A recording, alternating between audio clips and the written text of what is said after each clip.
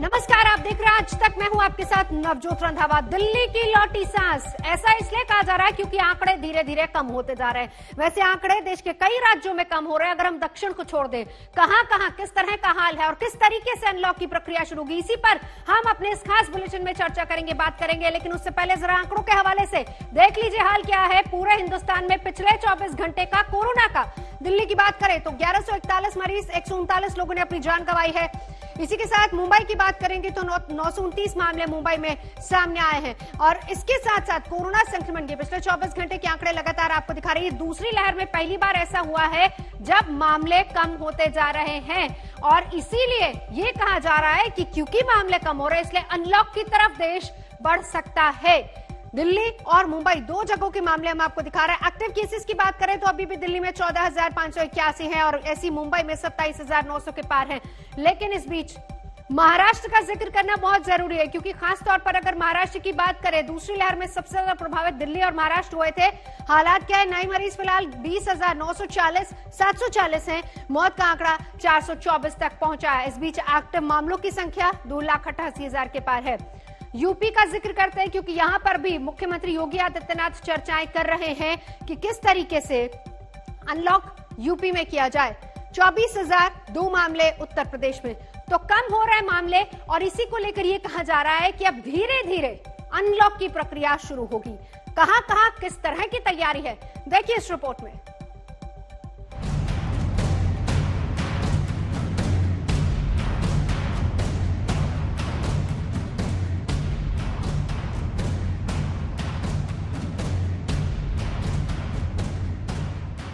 पिछले 24 घंटे में कोरोना संक्रमण की ऑल इंडिया रिपोर्ट के आंकड़े महामारी के घटते प्रकोप का संकेत हैं।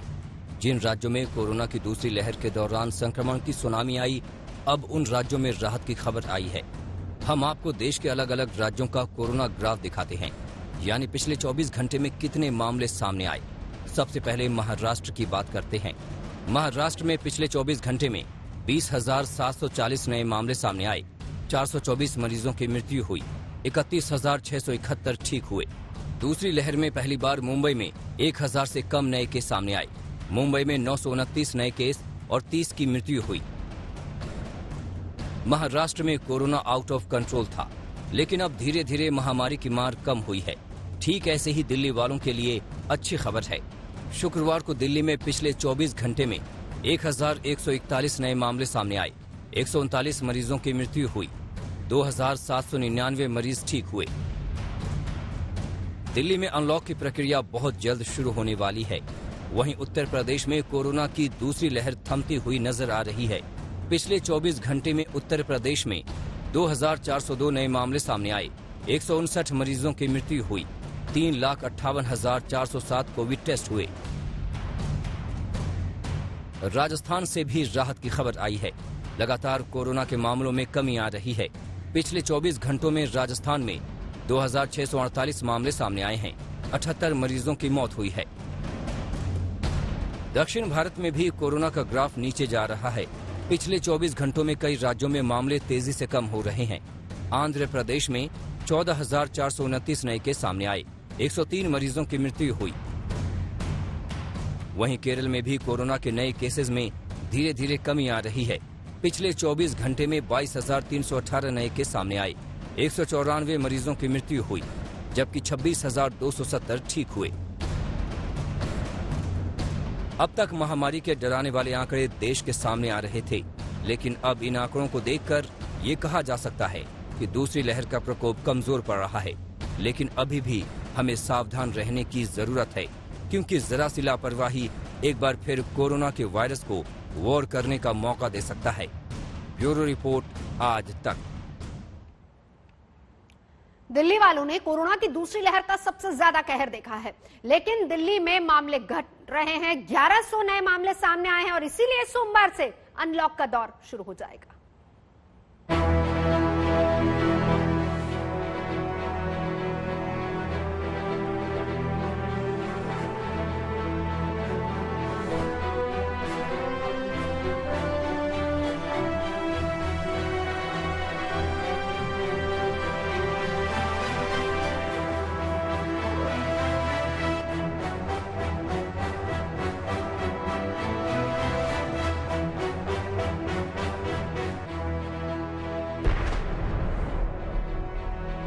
पिछले दिनों दिल्ली ने बेहद खौफनाक मंजर देखा है। उखड़ती सांसों को संभालने के लिए दौड़ते भागते लोग,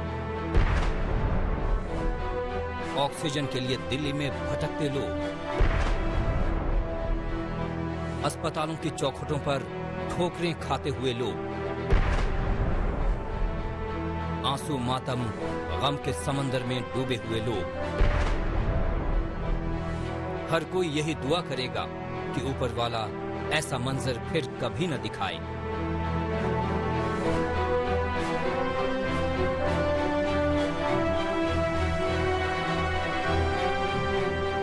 कोरोना की दूसरी लहर ने दिल्ली समेत देश को झकझोर कर रख दिया।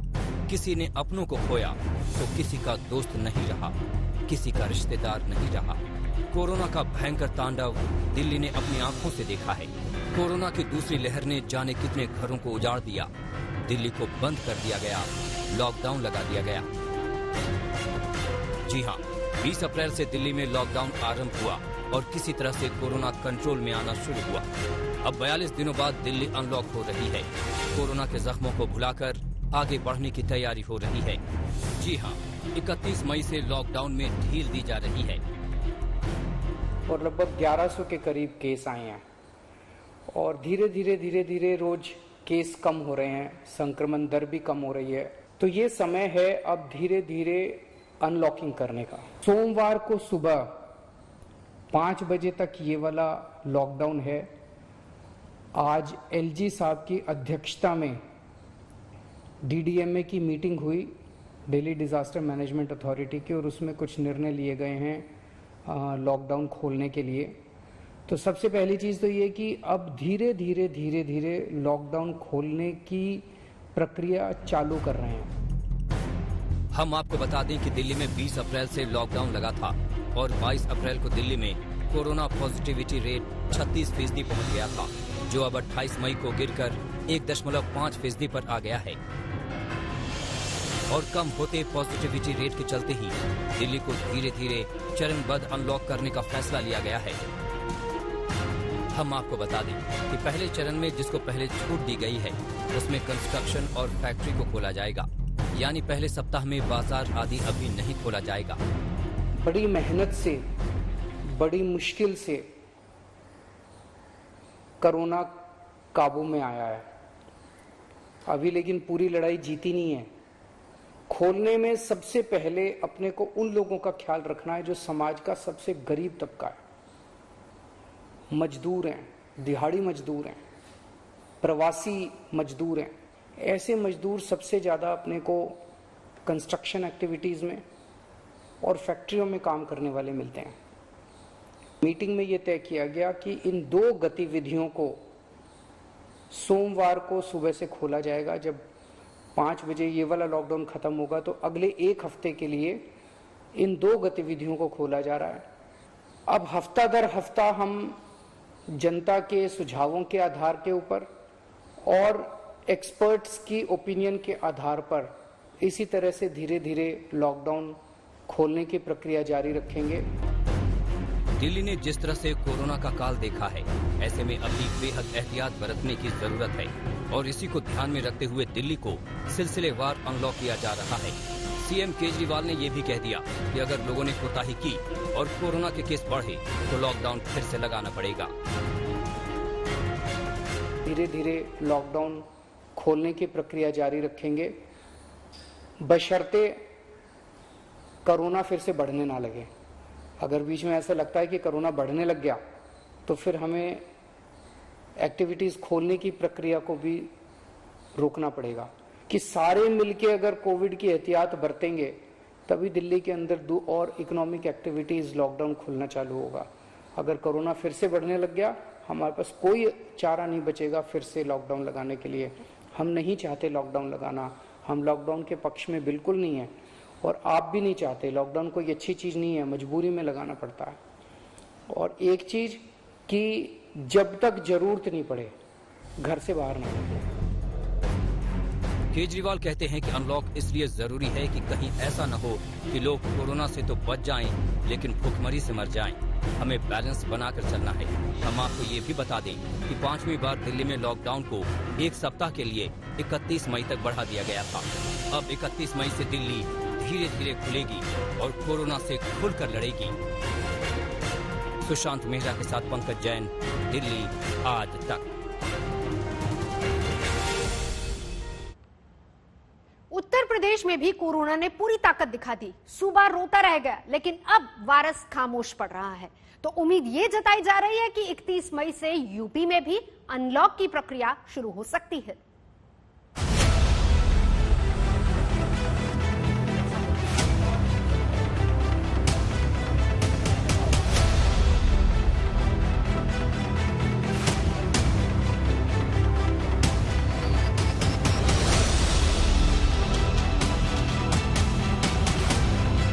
उत्तर प्रदेश में कोरोना की दूसरी लहर कंट्रोल में आ रही है।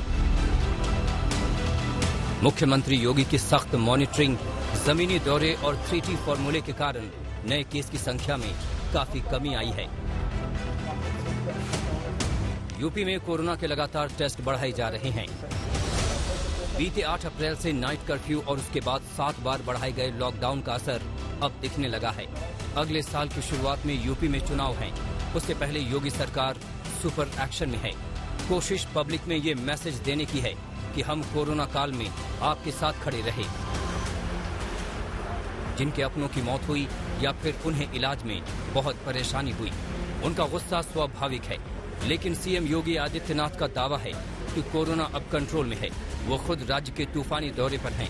जिले जिले जाकर वो कोविड केयर सेंटर से लेकर अस्पतालों का जायजा ले रहे हैं। कोविड को लेकर शुरुआती हाहाकार के बाद अब हालात बेहतर होने लगे हैं। क्या दूसरा जो वेव आया उसको पकड़ने में थोड़ी देर हो गई? देखिए, कोई देर नहीं हुई।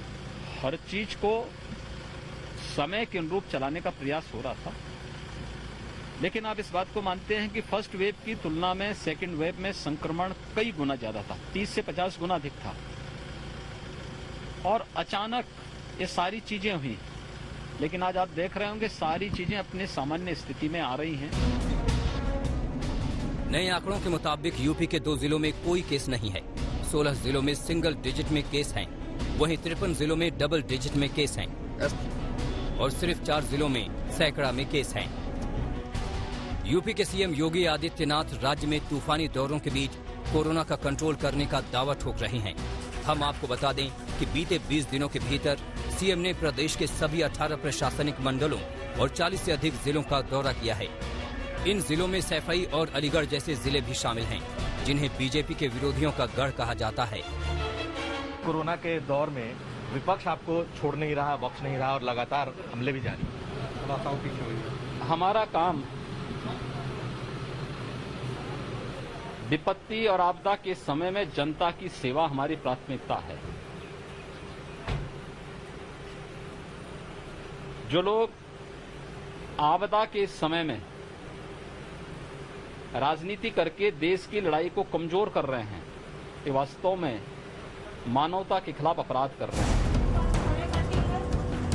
सीएम योगी अलग अलग जिलों में ग्रामीण सामुदायिक स्वास्थ्य केंद्रों, सुपर स्पेशलिटी अस्पतालों, कोविड फैसिलिटी और कमांड सेंटर का औचक निरीक्षण कर चुके हैं। साथ ही वो ग्रामीण इलाकों में जाकर खुद कोरोना मरीजों से मुलाकात कर चुके हैं। और अब सूत्रों के हवाले से खबर ये है कि यूपी में जल्द ही अनलॉक की प्रक्रिया शुरू हो सकती है। गुरुवार यानी 27 मई को 24 घंटे में 3,278 नए संक्रमित मिले। 31 दिनों बाद संक्रमितों की संख्या 3500 के नीचे आई है। बीते 3 अप्रैल को 3,187 केस मिले थे। 27 मई को 188 लोगों की मौत हुई है, जबकि 6,995 लोग ठीक हुए हैं। इसके बाद रिकवरी रेट बढ़कर 95% के पार हो गया है, जबकि पॉजिटिविटी दर घटकर 1.1% पर आ गई है। सूत्रों की माने तो यूपी में 31 मई तक लॉकडाउन है और 1 जून से ग्रोसरी स्टोर्स, सब्जी दुकानें, कंस्ट्रक्शन और रेस्टोरेंट को 50% लोगों की क्षमता के साथ खोलने की इजाजत मिल सकती है। लेकिन शॉपिंग मॉल, सिनेमा हॉल और सैलून अभी बंद रहेंगे। हम आपको बता दें कि यूपी में 8 अप्रैल जिन जिन जिलों में 500 से ज्यादा एक्टिव केस, वहां नाइट कर्फ्यू। 17 अप्रैल पूरे प्रदेश में रविवार का लॉकडाउन लगाया गया। 20 अप्रैल शनिवार रविवार वीकेंड लॉकडाउन का ऐलान। 30 अप्रैल वीकेंड लॉकडाउन पहले एक दिन बढ़ाया गया, फिर 6 मई तक बढ़ा। 5 मई लॉकडाउन बढ़ाकर 10 मई तक कर दिया गया। 9 मई लॉकडाउन बढ़ाकर 17 मई तक कर दिया गया। 15 मई लॉकडाउन बढ़ाकर 24 मई तक कर दिया गया। 24 मई लॉकडाउन बढ़ाकर 31 मई तक कर दिया गया। अब यूपी में कोरोना कंट्रोल में आ गया है। प्रदेश में 3.5 लाख से ज्यादा कोविड टेस्ट रोजाना किए जा रहे हैं, जो अब तक सबसे रिकॉर्ड टेस्ट की संख्या है। लिहाजा यूपी में अनलॉक की खबर भी जल्द आ सकती है। आज तक ब्यूरो। कोरोना से ठीक होने के बाद आजकल ब्लैक फंगस इन्फेक्शन की वजह से मरीजों को दोबारा अस्पताल में भर्ती होना पड़ रहा है। क्या है ब्लैक फंगस? ये बीमारी कैसे होती है? लक्षण क्या है इसके? इन सारे सवालों का जवाब दे रहे हैं पुणे के डॉक्टर रविंद्र सरदेसाई। म्यूकोरमाइकोसिस यानी ब्लैक फंगस शरीर के कौन से हिस्से को संक्रमित करता है, कितना घातक हो सकता है, इसके पहचानने के लिए मरीज ने क्या करना चाहिए, इस बारे में बात करेंगे। हमारे साथ डॉक्टर रविंद्र सरदेसाई सर है, जो कि चीफ सर्जन है। ब्लैक फंगस मरीजों का इलाज यहाँ जहांगीर अस्पताल में वो करते हैं। ये ब्लैक फंगस हमारे शरीर में कैसे जाती है? तो ये हवा से जाती है। हवा में इसके स्पोर्स हर जगह हैं और हम लोग सब उसको इनहेल कर रहे हैं, लेकिन हमें सबको वो नहीं होता क्योंकि हमारी प्रतिकारक क्षमता बहुत अच्छी है। जिनकी प्रतिकारक क्षमता या तो डायबिटीज की वजह से, या तो शुगर ज्यादा बढ़ने की वजह से, या तो कोविड के इन्फेक्शन की वजह से और उसकी मेडिसिन की वजह से कम हो गई है, उनमें ये संक्रमित होने की संभावना ज्यादा है। जाने इनकी प्रतिकार क्षमता कम है, ऐसे पेशेंट ये इनहेल करते हैं तो ये सब स्पोर जाते हैं नाक में। नाक में एक ऐसा एरिया है जिसे कहते हैं मिडिल मियाटस। ये मिडिल मियाटस में से पूरी हवा जाती है अंदर की बाजू में।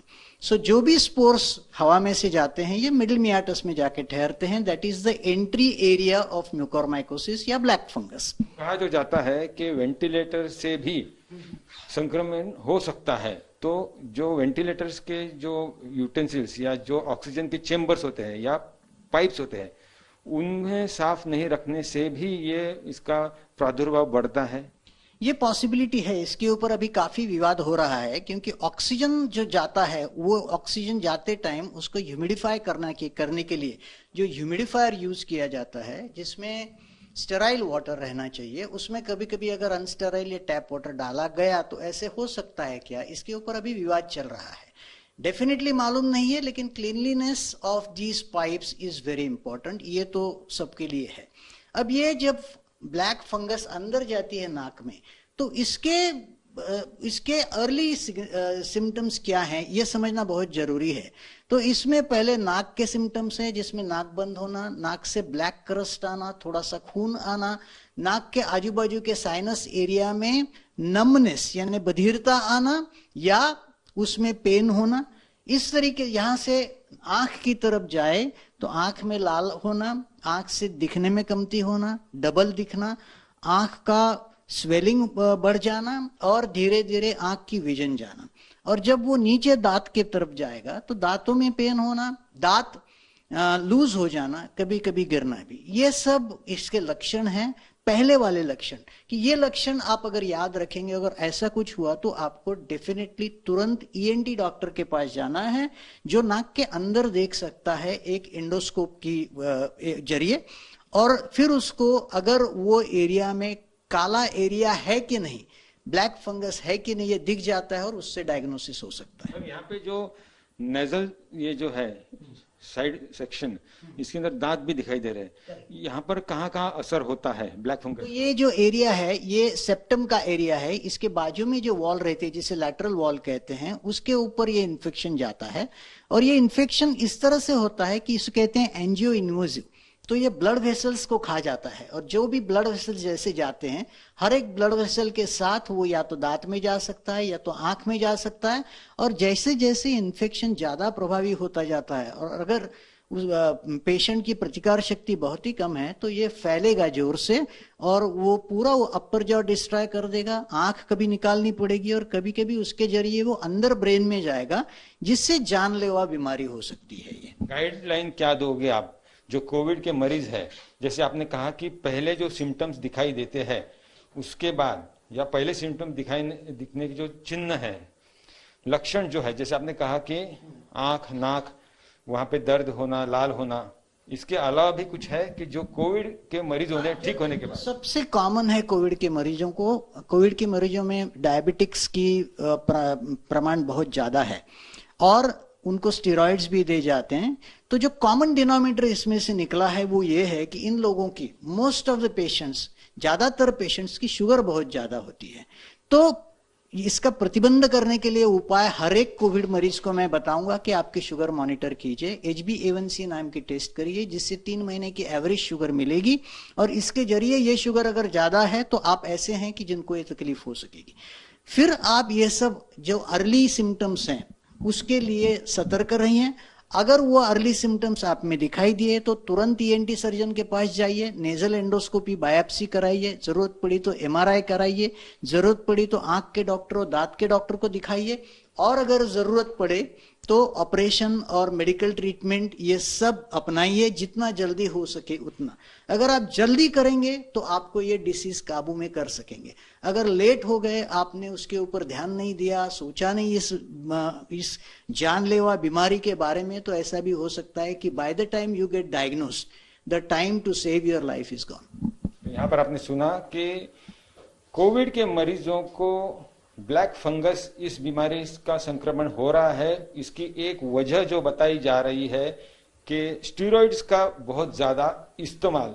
लेकिन सबसे बड़ी बात है कि अगर हम इस कोरोना महामारी के दौर में खुद को सही रखे, मास्क लगातार पहने रहे, सोशल डिस्टेंसिंग फॉलो करे, हाथ लगातार साबुन से धोते रहे, तो पहले ही हमें कोविड नहीं होगा।